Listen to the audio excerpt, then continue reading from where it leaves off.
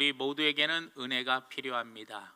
우리 모두에게는 은혜가 필요합니다라는 제목으로 하나님 말씀을 전하려고 합니다. 갈수록 경제가 어려워지고 있습니다.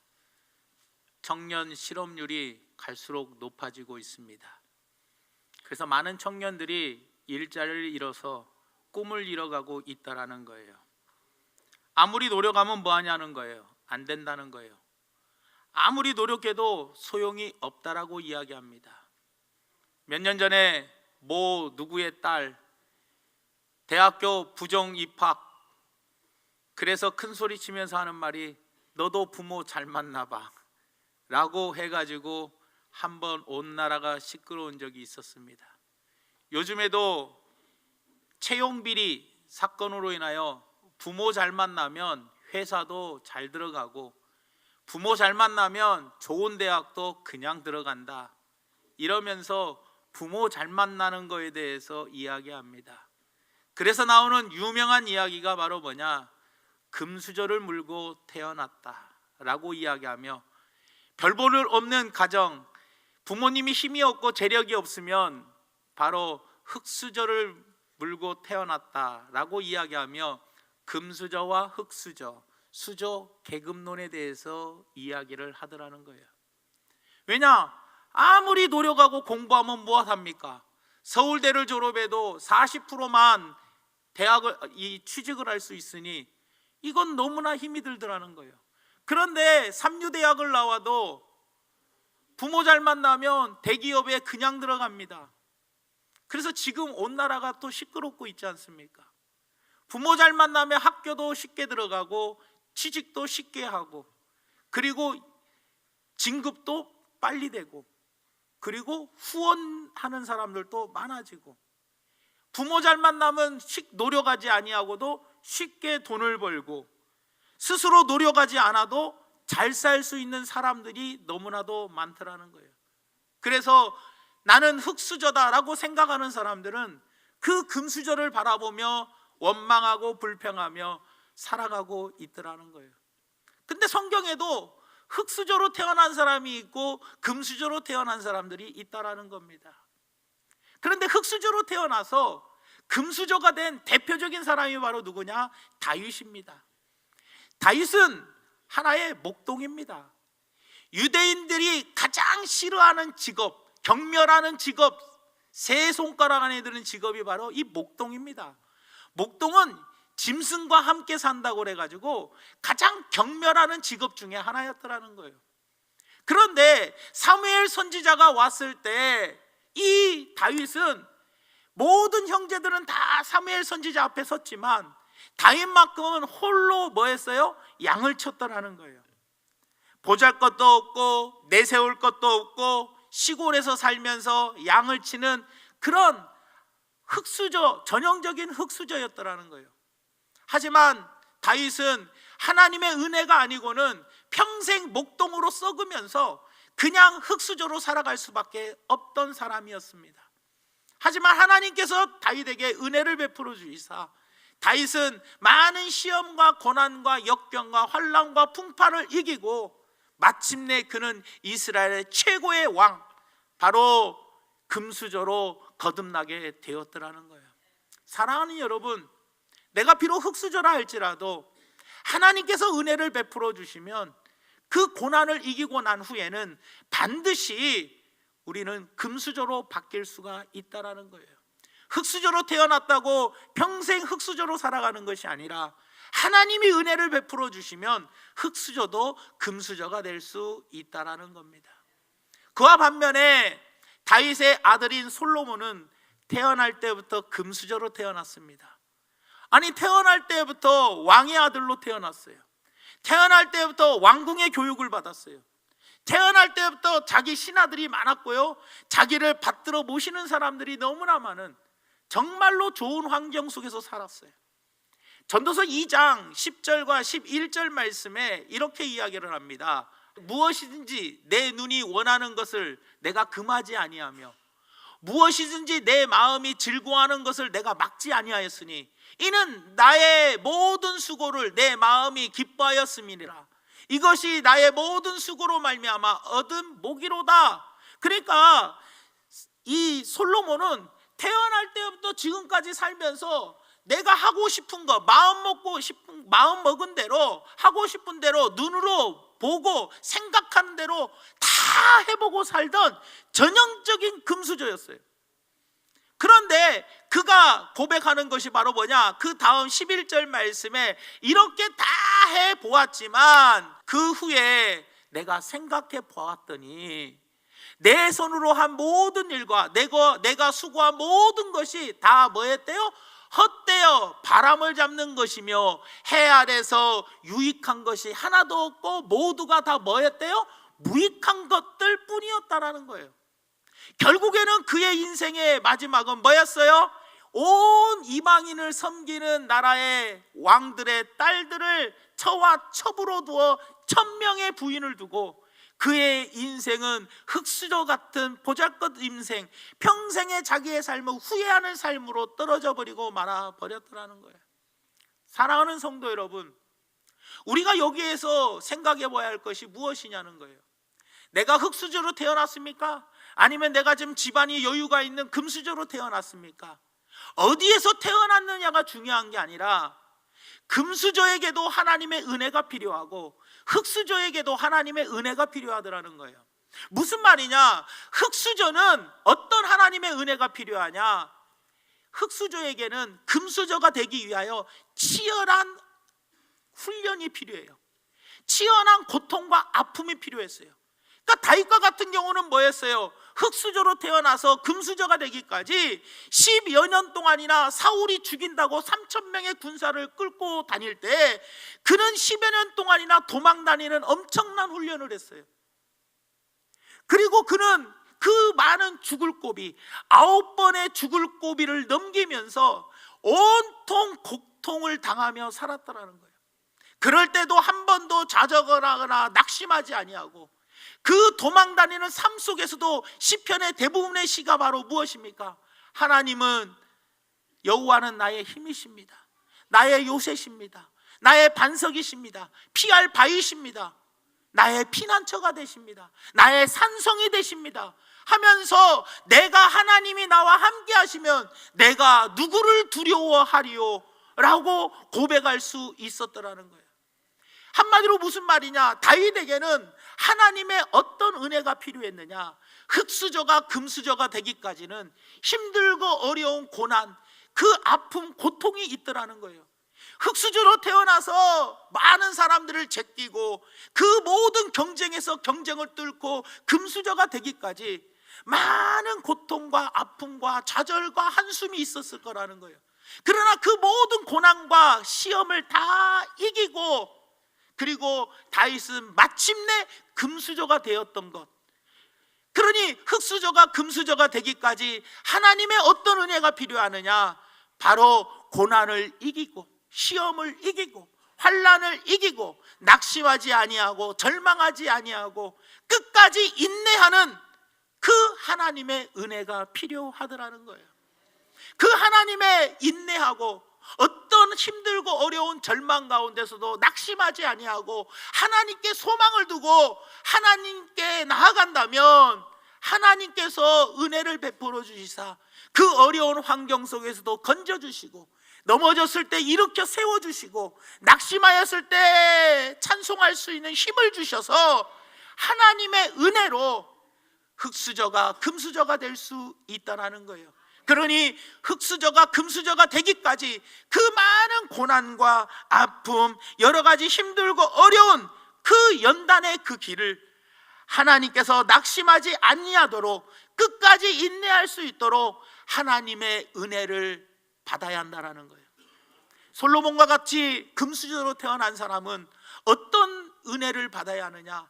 이미 태어날 때부터 하고 싶은 거 다 할 수 있고 먹고 싶은 거 다 먹을 수 있고 내가 원하는 대로 금하지 않고 다 할 수 있는 그 금수저는 하나님의 어떤 은혜가 필요하냐? 타락하지 않도록, 타락의 길로 걸어가지 않도록 하나님의 은혜가 필요하더라는 거예요.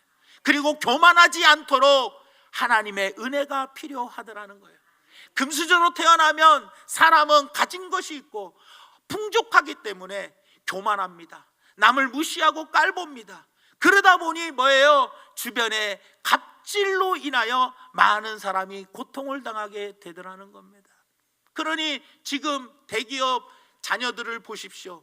금수저로 태어나가지고 갑질 논란으로 인하여 엄청난 사건들이 이 세상에 팽배해버렸어요.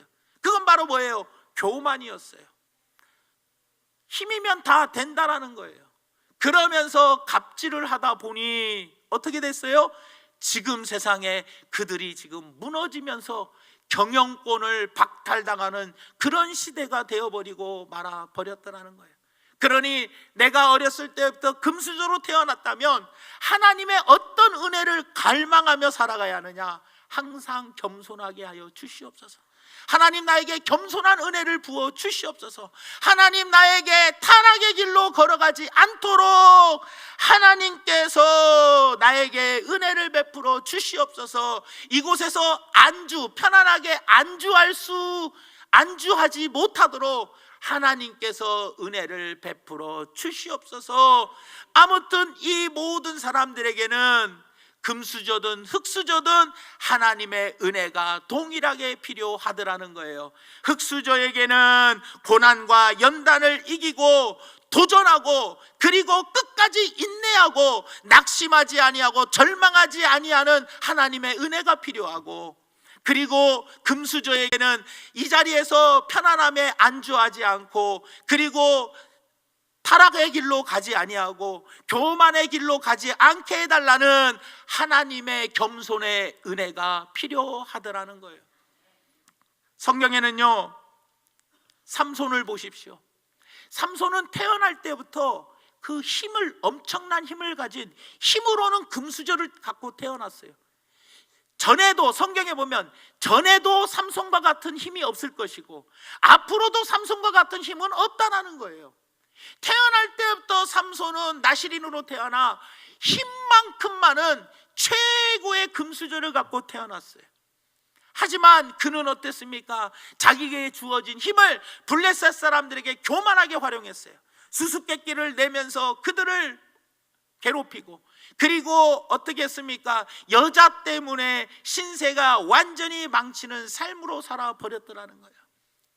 어떤 타락의 길, 어떤 유혹이 왔을 때 그 타락의 길로 걸어갔더니 어떻게 됐어요? 결국에 마지막에는 두 눈 뽑히고 비참하게 죽고 말아버렸더라는 거예요. 삼손 같은 경우 어떻습니까? 하나님께서 그 엄청난 힘을 주셨는데 하나님의 은혜를 구하지 않았어요. 날마다 하나님의 은혜를 갈망했어야 하는데 하나님의 은혜를 구하지 아니하고 일대천으로 싸웠을 때 목말라 죽게 되었을 때 그때 하나님께 한번 기도하고, 두 눈이 뽑혀가지고 정말로 고통을 당할 때 그때 한 번만 원수가 깨달라고 딱 삼손은 평상시에 하나님의 은혜를 갈망한 사람이 아니라, 하나님의 은혜를 날마다 구한 사람이 아니라, 자기가 목말라 죽게 되었을 때 두 눈이 뽑혀가지고 연자맷돌을 도는 힘든 노예의 상황 속에서 원수가 깨달라고 평생 딱 2번 기도한 사사였더라는 거예요. 사랑하는 여러분, 우리는 평상시에 어떤 삶을 살아가야 합니까? 날마다 순간순간 빼놓지 아니하고 내가 흙수저든 금수저든 하나님 나에게 은혜를 베풀어 주시옵소서. 흙수저일 경우에는 하나님 이 고난을 이기게 하여 주세요. 도전하고 싶은 정신이 사라질 때 하나님의 힘을 의지하고 여호와를 앙망하는 자는 새 힘을 주신다고 했사오니, 이 힘들고 어려운 이 시기에 하나님 이 길을 뚫고 나갈 수 있는 힘을 허락하여 주시옵소서. 도종정신을 구하고, 그리고 하나님 내가 이 힘든 상황 속에서 끝까지 인내하여 열매를 거둘 수 있게 해달라고 하나님의 은혜를 날마다 구해야 한다는 거예요. 내가 금수저로 태어나서 편안한 삶을 지금 살아가고 있다면, 사랑하는 여러분, 이 편안함에 하나님 안주하지 않도록, 이 편안함에 녹아들지 않도록 하나님 은혜를 베풀어 주시옵소서. 내가 좀 여유가 있다고 세상으로 놀러 다니면서 타락의 길로 걸어가지 않도록 하나님 나에게 은혜를 베풀어 주시옵소서. 하나님, 내가 가진 것이 있다고 갑질하면서 교만하여 남들을 무시하지 않도록 하나님 나에게 은혜를 베풀어 주시옵소서. 내가 어떤 위치에 있든지 우리 모두에게는 항상 하나님의 은혜가 필요하더라는 겁니다. 헤롯 왕을 보십시오. 헤롯 왕은 사도행전 12장 21절에서 23절 말씀에 헤롯 왕은 어렸을 때부터 왕으로 자랐습니다. 그는 왕족이었고 궁궐에서 살면서 금수저로 태어났어요. 하지만 헤롯이 나를 택하여 왕복을 입고 단상에 앉아 백성들에게 연설하니 백성들이 크게 부르되 이것은 신의 소리요 사람의 소리가 아니라 하거늘 헤롯이 영광을 하나님께 돌리지 아니하므로 주의 사자가 고치니 벌레에게 먹혀 죽으니라. 여러분, 왕으로서 금수저를 갖고 태어났지만 어떻게 했습니까? 그는 하나님께 영광을 올려드리지 못했어요.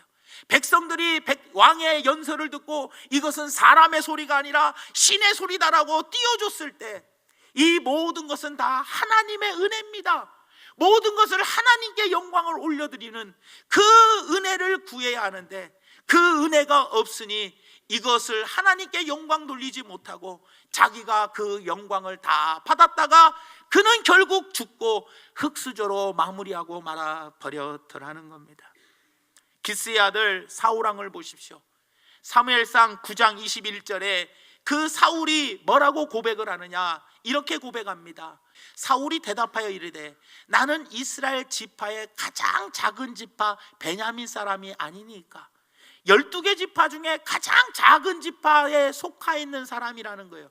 또 나의 가족은 베냐민 지파 모든 가족들 중에 가장 미약하지 아니하나이까. 한마디로 말하면 사울왕은 태어날 때부터 어떻게 태어났느냐, 흙수저로 태어났다라는 거예요. 12개 지파 중에 가장 작은 지파인 베냐민 지파 모든 가정들 중에서도 가장 미약하고 가장 보잘것없는 그런 가정에서 사울왕은 태어났다라는 거예요. 한마디로 흙수저로 태어나서 하나님의 은혜로 사울왕은 어떤 자리에까지 올라요? 금수저의 자리까지 올라갔다라는 거예요.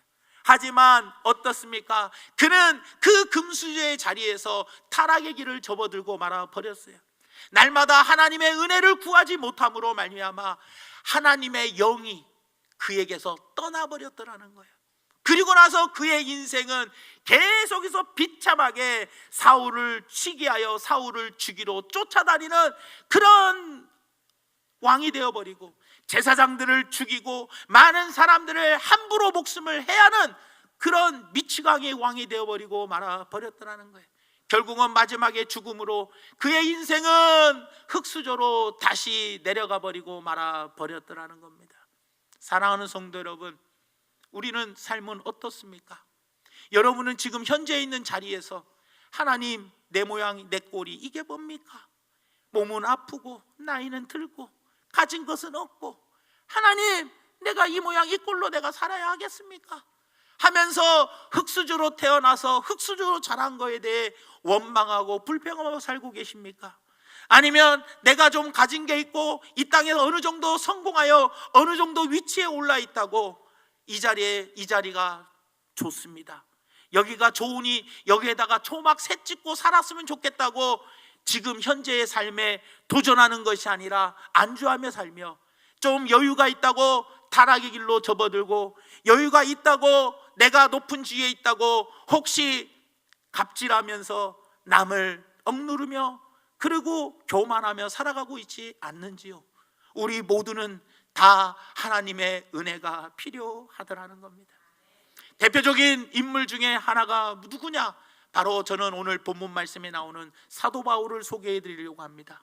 사도 바울은 태어날 때 금수저로 태어났습니다. 사도 바울은요, 어렸을 때 좋은 집안에서 태어났어요.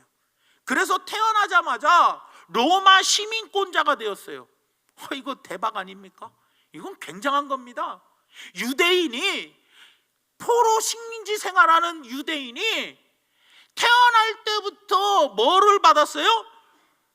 로마의 시민권을 갖고 태어났고요, 가말리아 학파에서요 교육을 받을 정도로요 집안 굉장히 빵빵한 집안, 소위 말하는 금수저 집안에서 태어났어요. 그런데 사도 바울은요 그 금수저 집안에서 태어났지만 뭐 때문에요? 예수 그리스도를 다메섹 도상에서 만났어요. 사도행전 9장에 예수님을 만난 그 후로 그는 금수저의 삶을 포기하고 예수님을 증거하는 삶의 고난에 동참하게 되었다는 거예요. 예수님을 증거하는 고난에 동참함으로 말미암아 그는 철저하게 금수저로 태어났지만 흙수저의 삶을 살았다는 거예요. 또 비록 바닥에서 고난으로 인하여 흙수저의 삶을 살았지만 그의 입술의 고백은 늘 금수저로 살았다는 고백을 하고 있더라는 겁니다. 그 본문 말씀의 내용이 바로 오늘 11절에서 13절 말씀이라는 거예요. 오늘 11절에서 13절 말씀에 이렇게 이야기합니다. 내가 궁핍함으로 말하는 것이 아니다. 내가 없어서 말하는 것이 아니다. 어떠한 형편에든지 나는 자족하기를 배웠다. 그러면서 하는 말이, 나는 비천에 처할 줄도 알고 풍부에 처할 줄도 알아. 모든 일, 곧 배고픔과 배부름과 배고픔과 풍부와 궁핍에도 처할 줄을 아는 일체의 비결을 전부 다 배웠다는 거예요. 그러면서 하는 말이, 내게 능력 주시는 자 안에서 하나님이 내게 은혜 베풀어 주시면 나는 금수저의 삶으로 태어났지만 흙수저의 삶을 살 수도 있고, 나는 흙수저로 태어났지만 금수저의 삶을 살 수 있다. 내가 하나님이 나에게 은혜 주시는 자 안에서 나는 모든 삶을 살 수 있다라고 고백하고 있다라는 거예요. 사랑하는 여러분, 우리의 고백이 어떤 고백이어야 되겠냐라는 거예요. 바로 오늘 이 사도 바울이 우리에게 말한 이 고백, 모든 것을 할 수 있는 은혜가 우리에게 필요하더라는 거예요. 때로 사람은 어려움에 처할 수도 있고, 때로는 삶을 살다가 보면 배고픔에 처할 수도 있고, 그리고 궁핍함에 처할 수도 있어요. 비천함에 처할 수도 있지만 그 환경 속에서도 하나님이 은혜를 베풀어 주시면 내게 능력 주시는 자 안에서 나는 비천하게 살 수도 있고, 또 궁핍하게 살 수도 있고, 배고픔으로 살 수도 있다라는 거예요. 하지만 또 하나님께서 은혜를 베풀어 주시면 나는 풍부함 속에서도 교만하지 않고 살아갈 수 있고, 또 부유함 속에서도 나는 타락의 길로 빠지지 않고 살아갈 수도 있다라는 거예요. 한마디로 말하면 사도 바울은 일체의 모든 비결을 배웠어요. 하나님이 나에게 능력만 주시면, 하나님이 나에게 은혜만 베풀어 주시면 비록 흙수저로 태어났지만 금수저의 삶을 살 수 있고, 비록 내가 지금은 배고프고 비천하고 그리고 궁핍하며 아무것도 가진 것 없는 삶이라도 하나님이 은혜를 베풀어 주시면 나는 어떠한 환경 속에서도 이기고 견디고 그리고 승리할 수 있고, 내가 아무리 나에게 하나님이 은혜를 나에게 많은 것들을 부어주셔서 배부르게도 부어주시고 부유하게도 부어주시고 풍부하게도 부어주신다 할지라도 하나님이 나에게 은혜를 주시면 풍부함 속에서 부유함 속에서 배부름 속에서도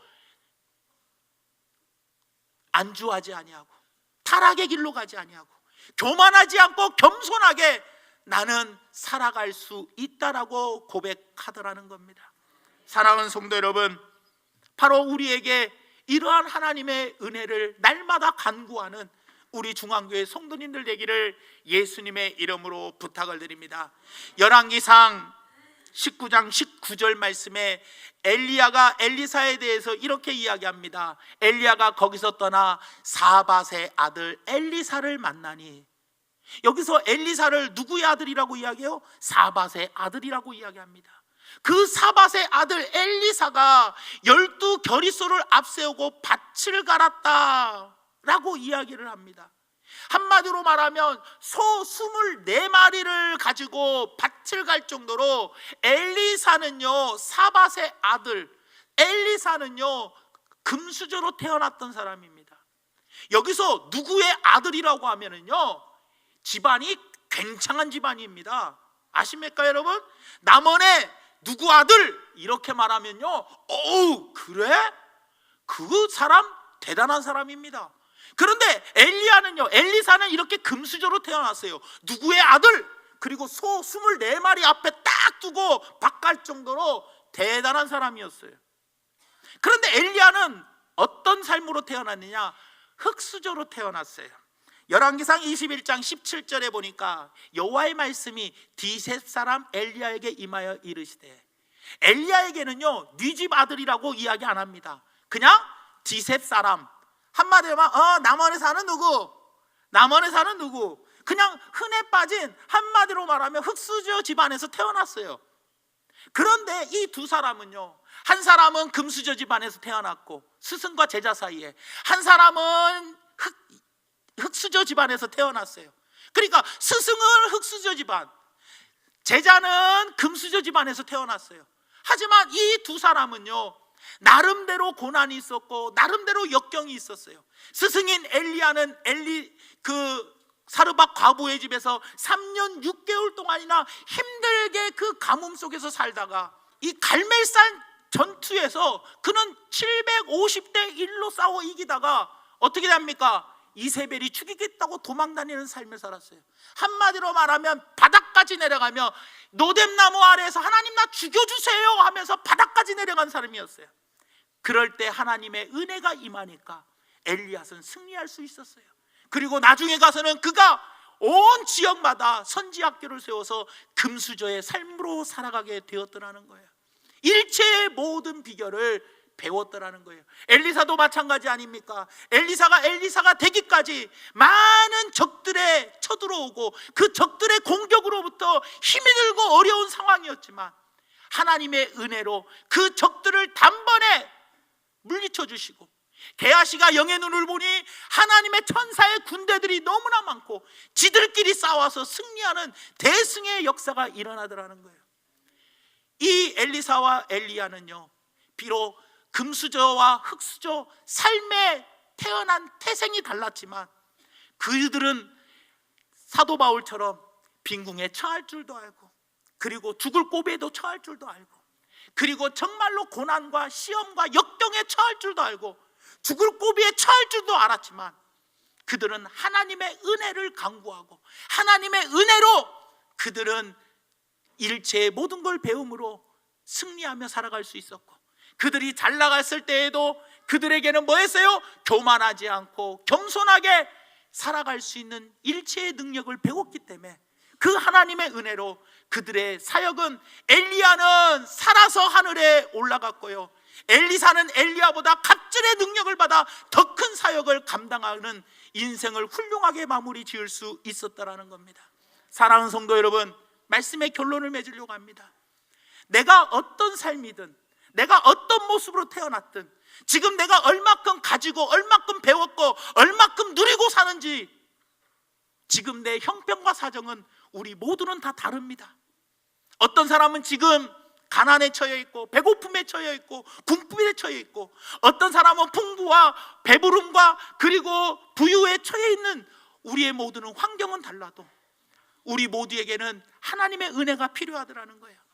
힘들고 어려울 때 그것을 끝까지 낙심하지 말고 절망하지 말고 원망불평하지 말고 일어설 수 있는 하나님의 은혜를 구하시고, 내가 잘 나간다고 할 때 하나님 타락의 길고 교만의 길로 걸어가지 않도록, 안주하지 않고 계속해서 도전하는 삶을 살 수 있도록 하나님의 은혜를 구하여, 여러분들은 사도 바울과 엘리야와 엘리사처럼 일체의 모든 비결을 배움으로 말미암아 내게 능력 주시는 자 안에서 내가 어떤 삶을 살아도 나는 일체의 모든 것을 배웠으니 나는 승리할 수 있습니다라고, 그리고 승리했습니다라고 인생을 마감하는 우리 중앙교회 성도님들 되시기를 예수님의 이름으로 축원을 드립니다. 사랑의 하나님 고맙고 감사드립니다. 오늘 말씀을 생각하면서 우리 모두가 다 어떤 삶의 환경에 처해 있든지 하나님 우리에게 은혜를 베풀어 주시옵소서. 하나님의 은혜를 갈망합니다. 내게 능력 주시는 자 안에서 내가 모든 것을 할 수 있다라고